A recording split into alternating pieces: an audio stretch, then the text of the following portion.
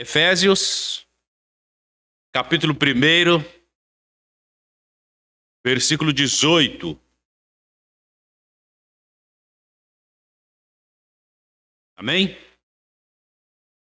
Diz assim o texto: oro também para que sejam iluminados os olhos dos vossos entendimentos, para que saibais qual seja a esperança da sua vocação e as riquezas da glória da sua herança nos santos, e qual a suprema grandeza do seu poder para conosco, os que cremos segundo a operação da força do seu poder, que manifestou em Cristo, ressuscitando-o dentre os mortos e fazendo-o assentar-se à sua direita nos céus, acima de todo principado, autoridade e poder e domínio, e de todo nome que se nomeia, não só neste século, mas também no vindouro. E sujeitou todas as coisas debaixo de seus pés, e sobre todas as coisas o constituiu como cabeça da igreja, que é o seu corpo, a plenitude daquele que enche tudo em todos. Amém? Vamos orar. Santo Deus e Pai, nós te agradecemos, Santo Deus, por podermos, mais uma vez, termos a oportunidade de compartilhar a Tua palavra com os nossos irmãos, com os nossos amigos, tanto os presentes, Santo Deus, quanto os que nos acompanham por intermédio da rede. Que o Senhor Deus Pai, como diz aqui na Tua palavra, ilumine os nossos entendimentos, para que possamos ter compreensão do que o Senhor tem a nos ensinar. Abençoe esta igreja, a cada um dos nossos irmãos e amigos, para que o dia hoje, Santo Deus, seja um dia de bênção na vida de cada um dos nossos irmãos, e ele seja produtivo, Santo Deus, para a honra e glória do Teu nome. Oramos em nome de Cristo Jesus, suplicando que perdoe os nossos pecados. Amém.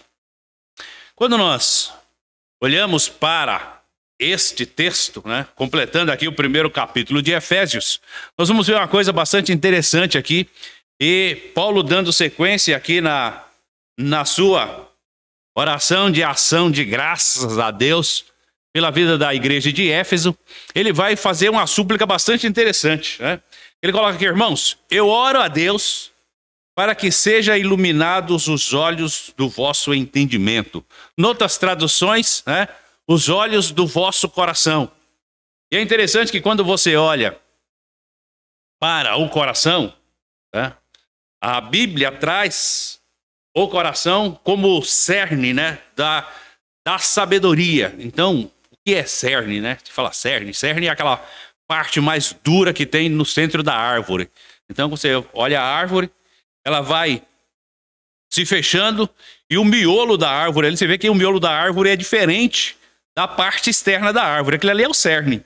Então, aquilo ali é o que faz com que toda a sustentação da árvore, não é a irrigação. Irrigada ela é pela casca, Mas a parte interna, a parte resistente da árvore, assim, é o cerne.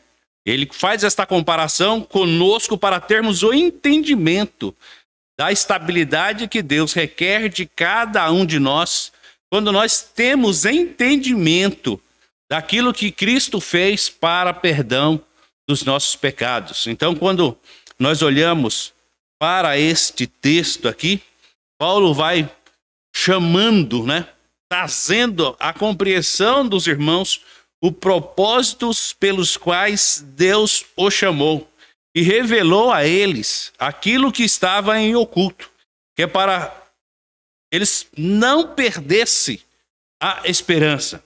Nós temos visto muito esta frase esses dias, não perca as esperanças, não perca as esperanças. Muitos já levantaram bandeira branca porque já perdeu as esperanças, mas não perca as esperanças. Ainda há algo que possa trazer esperança para o povo. Mas qual é a maior esperança que nós devemos ter? É neste mundo? Não. A maior esperança que nós devemos ter é a esperança no mundo por vir. Então isto é o que Paulo faz questão de chamar a atenção da igreja. Nós muitas das vezes, irmãos, olhamos para este texto e ele fala assim: olha, nós temos que ter a esperança porque esta é a esperança da nossa vocação. Fala assim, ó, nós fomos chamados para ter a nossa mente ou os nossos corações iluminados, para que tenhamos entendimento e sabedoria daquilo que foi revelado. Muitos não têm, né? Não é porque não estudam, é porque não compreendem. E se você não tem compreensão daquilo que você tem estudado, então eu vou falar uma coisa para você, ó, não existe nada pior. Quem estuda, ou quem já passou pela escola, né, sabe disto. Não existe nada pior para o aluno do que ele fazer uma prova sem ter compreendido a matéria. Não é difícil? É difícil. Porque você vai fazer uma prova e fala assim, eu já vi isto. Mas você viu, mas a mente não lembra. Você já viu, mas você não entendeu nada. Você já viu, mas você não sabe fazer nada daquilo. Principalmente quando é exatas. Você precisa fazer cálculo, precisa ter compreensão de resultado. E se você não entendeu, como que você vai fazer a prova? Você olha aquilo lá e faz uma confusão tremenda na sua mente. Por quê? Porque a mente não foi aberta e você não teve entendimento daquilo que estava sendo ensinado. No mundo espiritual, irmãos, não é diferente. Não é diferente. Então, assim, ó, é bom nós olharmos para isto e vermos que quando as pessoas não entendem aquilo que tem sido ensinado através da palavra de Deus, né, o propósito ou o objetivo pelo qual a igreja foi chamada, o que a gente tem que fazer? Com aqueles que fazem parte da igreja, mas que ainda não entenderam isto. É criticar? Não. A Bíblia diz que é para nós orarmos uns pelos outros, para que aqueles que ainda não entenderam o propósito pelos quais foi chamado, né, entenderem, para se comprometerem com o trabalho no qual foi arrolado. E é interessante isso, nós muitas das vezes perdemos esta oportunidade. E o que a gente faz? Ao invés de nós orarmos para aqueles que se não entenderam ainda entenderem, a gente pega e exclui. Mas puxa para um lado, você rema para o outro, você não entende isso, a gente fala uma coisa, você entende outra. Tá o tempo todo ensinando, você não aprende. Bater cabeça com esse povo mais não. E deixa para lá.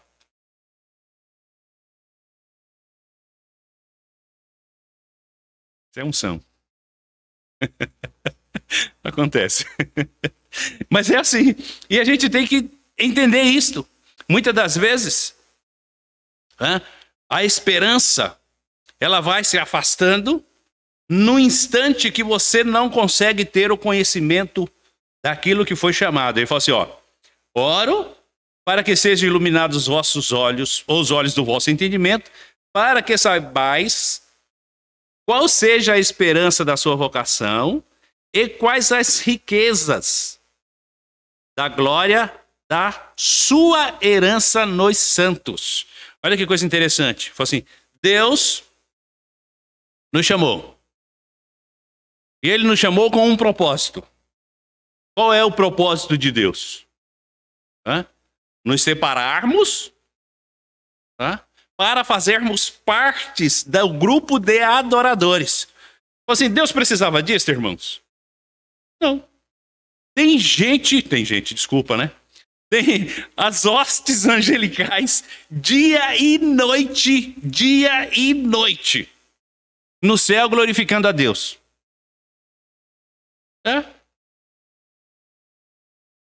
Para que eu vou para lá? Se existe lá um grupo de separados para isto, foi chamado, foi criado para estar o dia inteiro. Eu fico pensando nisto.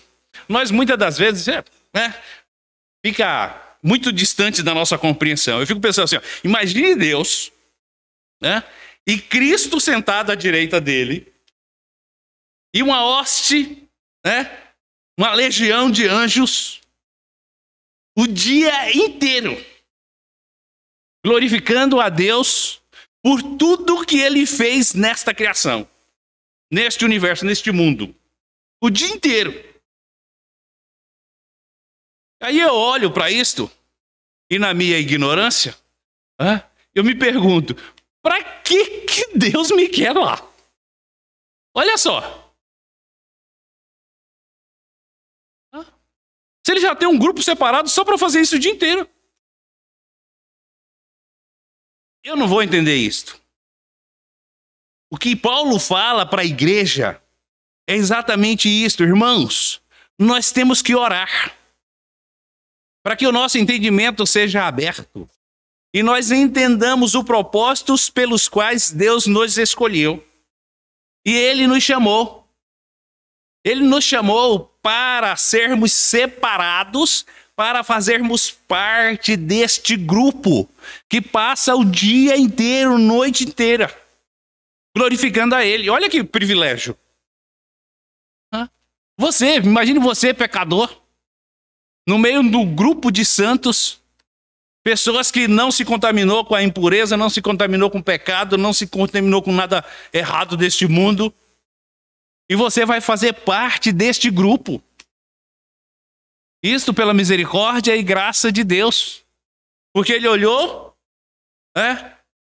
conseguiu-nos, através da sua misericórdia e graça, com o mesmo poder que Ele ressuscita Jesus dentre os mortos, este poder, através do Espírito Santo, nos capacita para termos entendimento do sacrifício de Cristo e aceitarmos como o perdão dos nossos pecados. Aí você para olhar para um negócio desse e você fala assim, não é possível. Não é possível. Eu consegui entender isto e sair deste mundo de ignorância, dessa cegueira espiritual. E agora, através do sacrifício de Cristo, Paulo fala que nós fazemos parte de termos a riqueza de compreendermos isto.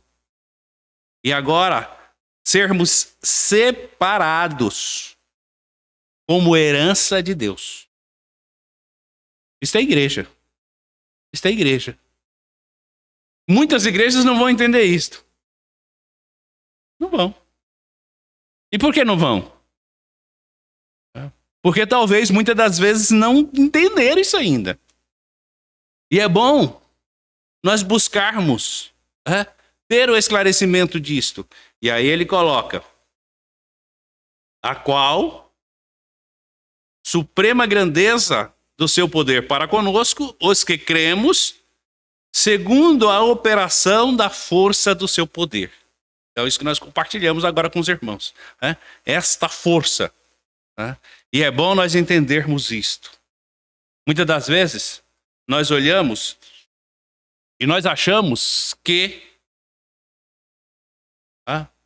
o lugar que Cristo está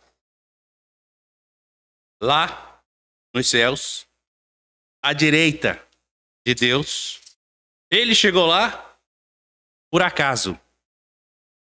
Tem muitos que não acreditam nisto. Mas a Bíblia nos garante aqui, através da carta de Paulo à igreja de Éfeso, que esta suprema grandeza do seu poder para conosco, nós os que cremos, nós que conseguimos ter o entendimento dessa força que operou para tirar ou fazer Cristo ressurgir dentre os mortos, fará com que nós que fomos chamados para sermos santos, também desfrutemos disto. E olha que coisa interessante, porque quando Paulo coloca isto aqui, e ele vai deixar isto mais claro no versículo 20, ele coloca assim: qual é o único que está assentado à direita do Pai? Somente Cristo. Somente Cristo. Este que ressurgiu dentre os mortos. Um dia, todos aqueles que aceitaram o sacrifício de Cristo e foi chamado santo, separado para a honra e glória de Deus, também estará desfrutando deste privilégio. Quem é que vai estar lá? A igreja. E não é só a nossa igreja. É bom que nós entendamos isso. A igreja, o grupo de salvos.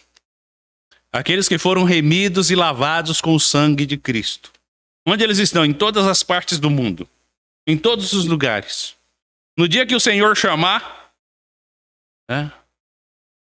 aí essa irmandade vai ter que se enquadrar. Dentro, não é das 4 linhas, dentro daquilo que Deus tem como referência. Não sei se é quadrado ou se é redondo, o que é. Partindo de que o universo é redondo, então, dentro desse círculo, toda a irmandade vai ter que se enquadrar. Dentro daquilo que Deus tem preparado para separar os seus. E olha que coisa interessante. Assim, entender esta grandeza do poder de Deus em ressurgir todos aqueles que ele tem separado, com o mesmo poder que ele ressurgiu Cristo dentre os mortos, e com o mesmo poder que ele abriu o entendimento para compreender o sacrifício de Cristo. Isto, irmãos, é obra única e exclusiva do Espírito Santo de Deus. Você não vai compreender isso sem a ajuda dele. Não vai. Você não vai aceitar isto sem a ajuda dele. É por isso que muitos arqueólogos, até hoje, muitos deles já têm encontrado sepulcros com a família, com os descendentes de José. E ainda procuram alguma tumba lá que encontre restos mortais de Cristo. Não vão encontrar. Não vão. Encontraram já de todos os outros líderes religiosos. E se você for lá, tá lá. Aqui jaz, aqui jaz, aqui jaz. De Cristo, não. Tem homens na história que jamais as pessoas encontrarão os seus restos mortais. Um é Enoque, porque Deus para si o tombou. O outro é Elias, porque numa carruagem de fogo para o céu foi levado. O outro é Moisés, porque Deus sepultou o corpo. E o outro é Cristo, porque ressuscitou dentre os mortos. Esses 4. Todos os outros que morreram têm o seu sepulcro. Mas esses 4 você não vai achar, ninguém vai achar. Por mais que queira. Pelo menos biblicamente falando, não vão encontrar. Mas um dia, esses 3 que antecederam a Cristo, com o mesmo poder no qual fez Cristo ressuscitar dentre os mortos, eles aparecerão. Eles aparecerão. Da mesma forma que apareceu lá no Monte da Transfiguração para os discípulos. Aparecerá diante de nós também. E nós podemos ver isso. Ou poderemos ver. E o que Paulo fala para nós aqui é que esta exaltação de Cristo, que manifestou lá, versículo 20, que diz, que manifestou em Cristo, ressuscitando-o dentre os mortos e fazendo-o sentar-se à sua direita nos céus. Assim, esta exaltação de Cristo acontecerá com todos os santos, com toda a igreja. Igreja essa que hoje é visível e local, que um dia será universal, espalhada por todos os cantos do mundo. Um dia esta igreja vai estar diante de Cristo Jesus. Por quê? Porque ele é a cabeça da igreja. Nós, como corpo, nós já temos o privilégio de desfrutarmos disto. E aí eu falo para os irmãos, assim, ó, a gente só entende as coisas, né, quando a gente procura querer entender. E você olhando para esta carta de Paulo, ela vai te abrindo o entendimento seguinte, assim, ó, olha o privilégio que nós como igreja temos em sabermos que Cristo é a cabeça da igreja. E a igreja é o que de Cristo? O corpo. Correto? Cabeça anda sem corpo? O corpo anda sem cabeça? É? Só no folclore brasileiro. É. Só no folclore. Mas é interessante nós olharmos isto, porque nós, como igreja, já podemos desfrutar. É isso que Paulo está trazendo como compreensão à igreja. Nós, como igreja, já podemos desfrutar deste privilégio de estarmos à direita de Deus, porque Cristo, cabeça da igreja, já está lá. Nós, como igreja, muitas das vezes, temos Cristo como cabeça, mas nós esquecemos disto. E nós muitas das vezes não buscamos isto. Não desfrutamos disto. Ou seja, se eu já fui chamado, se eu já sei da herdade que tenho, já sei do legado que Cristo deixou, e se Ele me deu o privilégio de, como corpo, desfrutar da direita de Deus e receber todos os privilégios dele, o que é que falta? Falta entendimento. E é isso que Paulo fala para a igreja. Nós temos que orar a Deus. Temos que orar para que a igreja entenda isto. E ver o privilégio que a igreja tem como parte, tá? Como corpo de Cristo. E ele então vai mostrando para nós que quando a igreja toma posse deste direito de, como corpo, assumir aquilo que a cabeça dá a ela por direito, ela não se sujeita àquilo que vem para destruí-la. Porque a igreja, como Cristo, está acima de todo o principado, autoridade, poder e domínio. Quando a Bíblia diz, ó, as portas do inferno não prevalecerá contra a igreja. Irmãos, o pessoal pode fazer o que quiser. Não sei se os irmãos já viram a declaração dos satanistas. Já viram? Agora que o Nine está aí na iminência de assumir o poder, eles já estão se manifestando. Falou assim, ó, esquece esse negócio de ficar com Bíblia aberta, esse negócio de pai ficar levando criança para a igreja para fazer doutrinação, esse negócio isso vai acabar. Vai acabar. Já tem projeto de lei aí, já estão fazendo projeto de lei para acabar com isso. Esses dias tinha um pastor aí bravo com isso. Porque falaram que ia fechar lá, ia tirar a Bíblia da igreja dele e ia acabar com isso. Ele ficou bravo. Mas já tem projeto. Já tem projeto. Pais que está levando criança, pegada na mão para a igreja, vai acabar. Se permitirem. Mas está aí. O que a Bíblia diz? Irmãos, se proibirem de trazer para cá, ensinem dentro de casa. Acabou. Qual o problema? Não nos proibiram de pregar o evangelho aqui durante 2 anos? Não pode ter reunião, não pode ter... A igreja parou de pregar? Não. Qual o problema? Ele vai entrar dentro de casa em casa?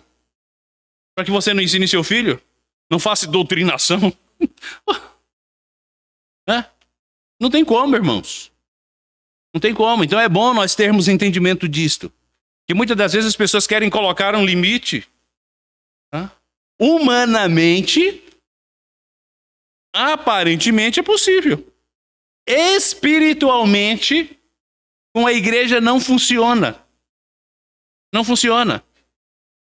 O que nós temos que entender é isto. Não tem como travar.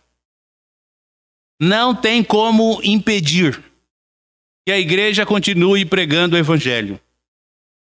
Não tem como impedir que você continue ensinando os seus filhos a grandeza do poder de Deus. Não tem. Irmão Floriano. Bom dia, irmãos.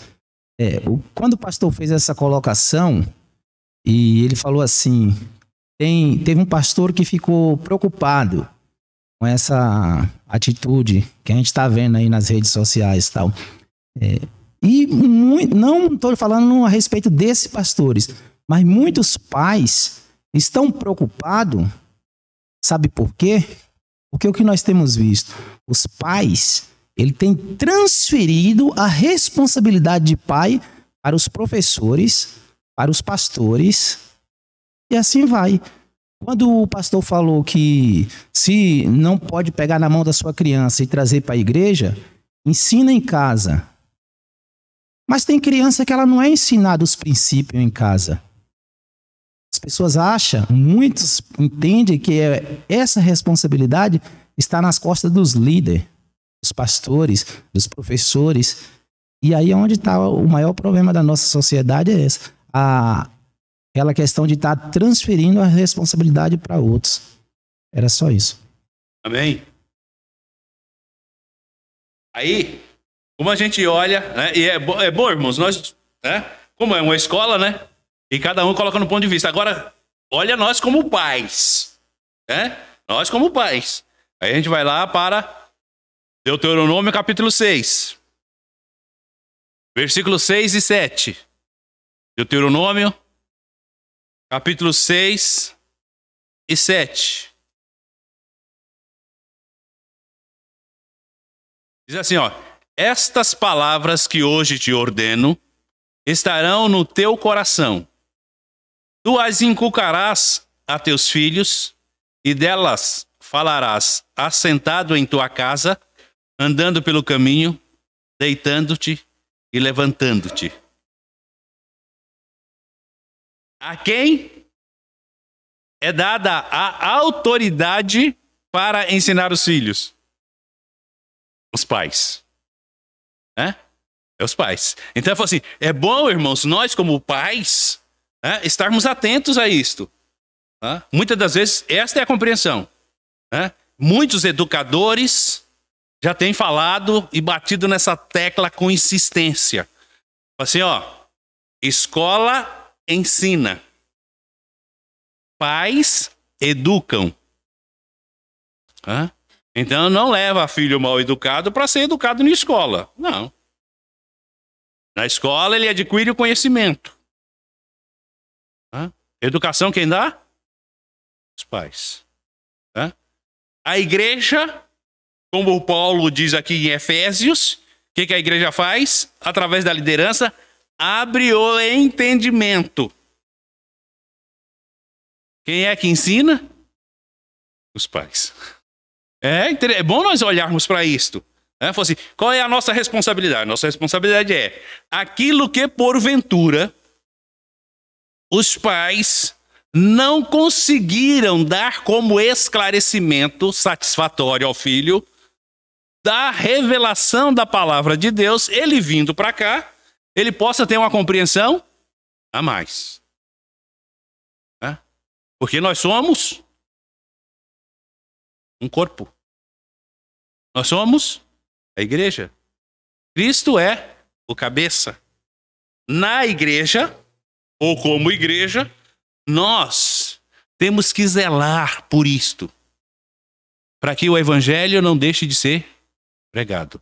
Quando nós olhamos para Deuteronômio, eu falo assim, ó, na sinagoga, Você vai falar com o seu filho quando ele estiver sentado do seu lado, quando você estiver indo para a sinagoga, ou quando você estiver deitado lá, né, no seu divã na sinagoga. É assim que ele diz? Não. Enquanto você está em casa, caminhando com seu filho, andando com ele, vai ensinando. Vai ensinando. Né? Você não precisa ensinar tudo. Você precisa falar o básico. Qual é o básico? Cristo morreu para perdão dos nossos pecados. Tá? Uma vez eu conversava com a garotinha. E a gente estava falando da escola dominical. Bem aqui nesse portão. Aí eu falei com ela. Assim, o que você aprendeu na escola hoje? Eu falei assim, nada. Eu falei assim, você aprendeu que Cristo salva? Ela aprendi. Eu falei assim, então basta. Você aprendeu tudo. Você aprendeu tudo. Era só isso. O resto foi brincadeira e lanche. Acabou. Você aprendeu que Cristo salva? Aprendi. Acabou. Já é o suficiente, irmãos. Não precisa de mais nada. O resto é entendimento. O mínimo necessário precisa ser passado. O que Paulo fala para a igreja, né, é que a igreja tem esta autoridade. E ninguém tira da igreja esta autoridade. Porque quem deu esta autoridade para a igreja está acima de tudo e de todos. Está acima de tudo e de todos.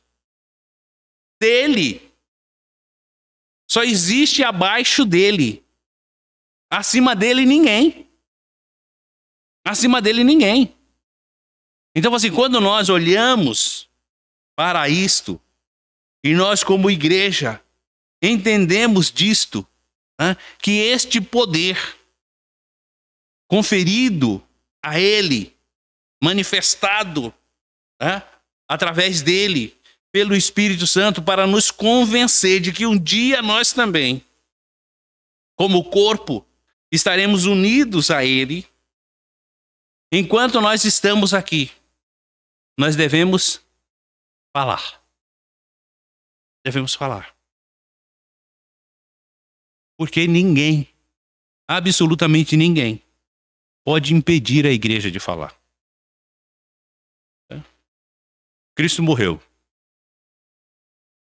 Começou a perseguição. Cala todo mundo. Mata os discípulos. Persegue os crentes. Fecha a igreja. Acaba com esse cristianismo. Chegou aqui. Chegou aqui. Como que chegou aqui? Porque a igreja não se calou. A igreja não se calou.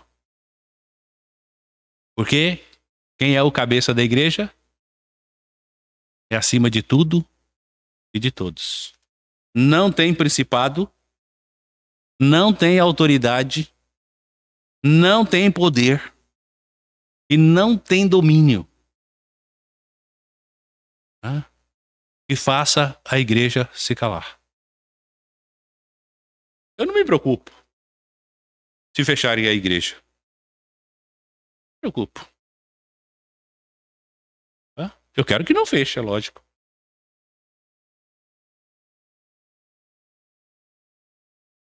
Eu quero que não feche. Mas do jeito que vai, a gente corre o risco disso acontecer. Espero que não aconteça. Mas olhe para isto. O que a Bíblia diz? E nós devemos, então, tomarmos posse disto. Para que damos sequência àquilo que foi confiado a cada um de nós. E termos o entendimento de que o domínio e o poder de todas as coisas está em Cristo Jesus. Não sei se os irmãos lembram uma vez. Quando nós estávamos aqui num culto, chegou um camarada ali e parou na porta ali. Fecha a igreja. Vocês lembram disso, irmãos? Lembra? Fecha. É? Esse cara é chato, sem noção. Pode fechar as portas. Toda a igreja que eu paro na porta, a igreja fecha a porta. Eita, rapaz. Bravo mesmo. Foi embora? As portas se fecharam, irmão Eurico? Não, voltou de ré ali, ó. Né? Voltou de ré, mas não entrou pra fechar a porta, não. Que negócio é esse? Hã? Onde é que está, irmãos? Hã? E ainda ele falou pra gente, né? Todas as igrejas que trabalham com a porta fechada. O que eu posso fazer? Hã? O que eu posso fazer? Mas a igreja ficou aberta. Olha que coisa interessante. O que a Bíblia nos diz? Que Cristo sujeitou todas as coisas debaixo dos seus pés e sobre todas as coisas constituiu como cabeça da igreja. Quem fez isso? Deus. Acabou. Quem é que tem que crer nisto? Nós. Nós. Se nós não crermos, é em vão, irmãos, nós pregarmos. Você não vai sair por aí desafiando tudo com teostes infernais, não. Desnecessário. Hã? Igual eu vejo gente, quero vir aqui, quero fazer não sei o quê. Não, e se for? Você vai fazer isso pra quê? Não precisa, irmãos. Não precisa desafiar. Não precisa ficar convocando. Vem aqui, que aqui a gente expulsa, que aqui a gente faz... Não precisa. Desnecessário. Se você sem provocar já aparece, imagine provocando. Então deixa pra lá. O lugar aqui é para glorificar a Deus. Não é para enaltecer o inimigo. Não é. O inimigo aqui tem que ser humilhado, não exaltado. O que nós temos que entender? Quem deu a autoridade a Cristo? Deus. Deus. E ele diz que todo poder está nele. Nele quem? Cabeça da igreja. E a igreja, então agora, em Cristo, tem esta autoridade. Tem este poder. E aí nós temos que entender o seguinte, o próprio Cristo diz assim, ó, reino dividido não subsiste. Não. Assim, nós como igreja temos que nos unir. Nós vimos agora a derrota da igreja. Muitos satanistas, muitos ateus, questionando, onde que está o Deus dos crentes? Foi assim? Na mídia social? Cadê o Deus dos crentes? Cadê a oração que esses crentes fazem? Cadê? Cadê o Deus que eles pregam? Sabe por quê? Reino dividido. Reino dividido. Um lutando para um lado, outro lutando para o outro. O que a Bíblia diz? Reino dividido não subsiste. Seja ele das trevas, seja ele da luz. Nós temos que ter o entendimento. Eu acho que isto para nós foi, um start. Para a igreja acordar e crente parar de brigar. Ou nós lutamos por um reino só, pregamos e falamos a mesma coisa, ou nós continuamos com essa picuinha por aí. E o diabo vai minando a um, minando a outro, ele nunca vai destruir tudo de uma vez. Não. Não é assim que está acontecendo conosco? Cala esse jornalista. Prende esse deputado. Fecha essa emissora. De um em um.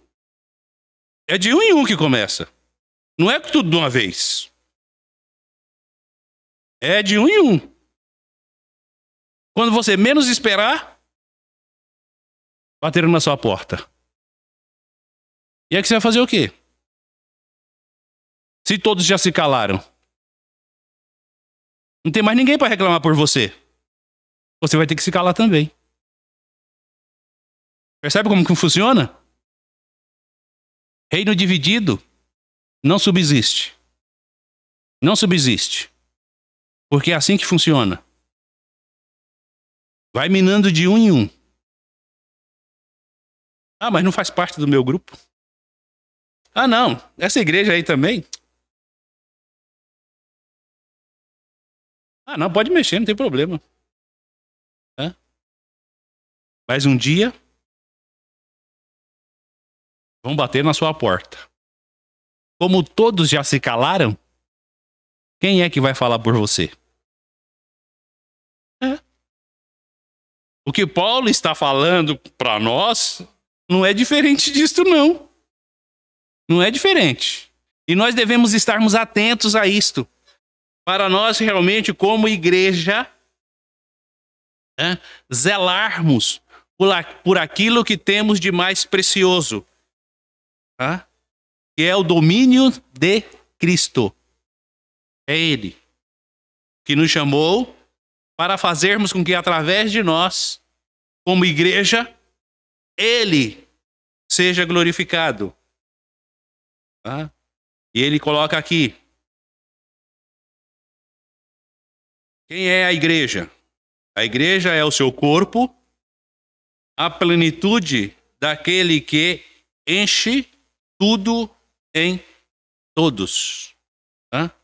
Irmãos, enquanto nós não entendermos os propósitos pelos quais a igreja foi chamada,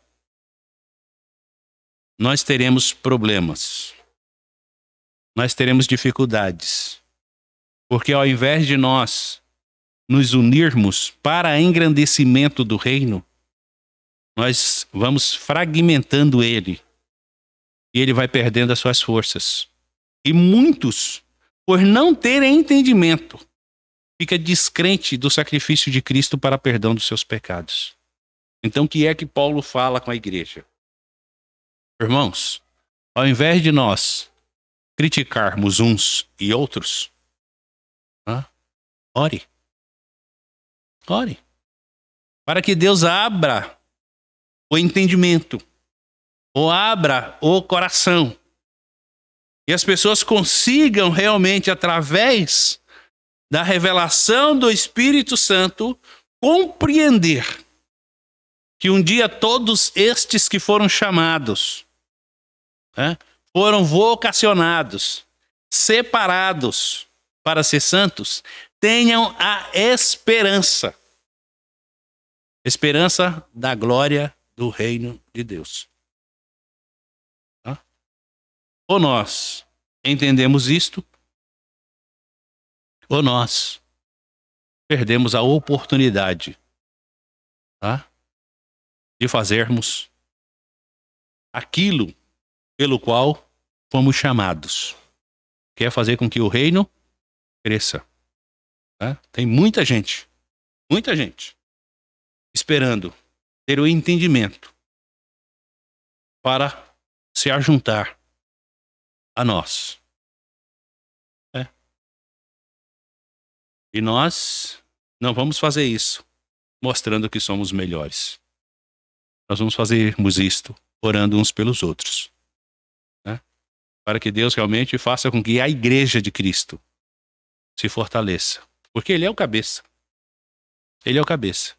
E eu espero em Deus que nós, como corpo de Cristo, a cada dia, atentamos para esta chamada. Foi para isso que Deus nos chamou. Para um dia podermos desfrutarmos do reino da mesma forma que Ele está desfrutando à destra do Pai. Amém? Deus abençoe.